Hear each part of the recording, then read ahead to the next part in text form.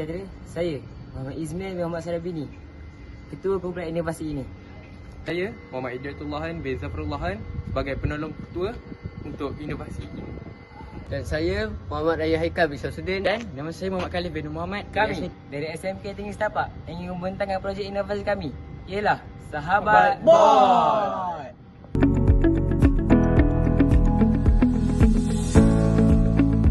Penggunaan tajuk kami ialah dalam buku teks pendidikan Islam negara 3 ada salah satu tajuk dalam bidang sirah iaitu tokoh sahabat.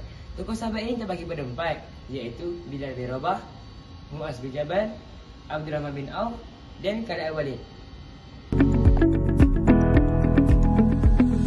Cerita masalah kami ialah kebanyakan pelajar sukar untuk menghafal tokoh-tokoh sahabat.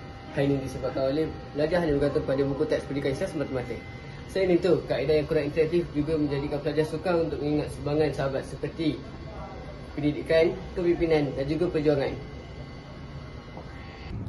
Oleh itu, kami telah menciptakan satu projek inovasi yang berbentuk board game. Board game ini sangatlah menyeronokkan dan menarik untuk bermain. Inilah projek inovasi kami. Projek inovasi kami yang bernama Sahabat Bot. Sahabat Bot ini dimulakan dari angka 1 hingga ke angka 100 dan disediakan dengan nota dan kad soalan. Mari saya tunjukkan cara-cara bermain.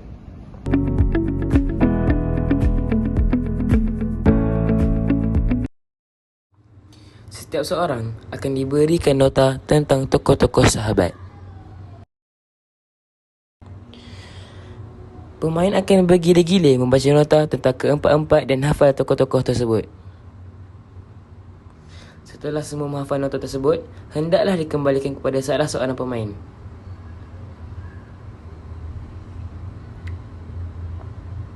Pemain akan bergila-gila membaling dadu dan bergerak mengikut bilangan nombor yang diperoleh. Jika bilangan itu berhenti di bawah tangga, pemain dapat naik ke atas.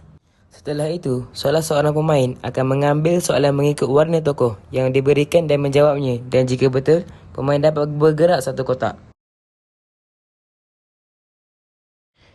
Jika pemain berhenti di kepala ular, pemain perlu turun ke ekor ular. Apabila pemain berhenti di petak putih, pemain akan mengambil satu soalan kebat tentang sahabat dan menjawab soalan tersebut. Contoh soalan kebat berada di video.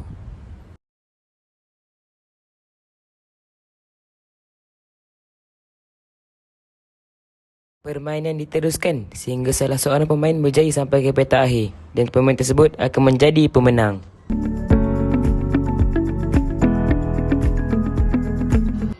Impak kami ialah sebanyak 320,000 pelajar. Tingkatan 3 lebih mudah untuk memahami dan mengingati fakta tentang tokoh-tokoh sahabat kerana mereka belajar sambil bermain.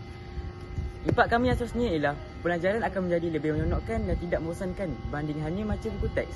Pelajaran juga dapat membantu murid berfikir secara kritis dan mengambil keputusan ketika bermain.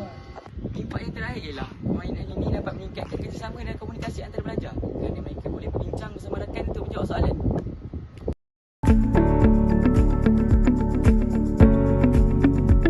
Selain meningkat kefahaman, board game ini juga mampu meningkatkan nilai teladan seperti keberanian, kesabaran, semangat menuntut ilmu dan sikap dermawan.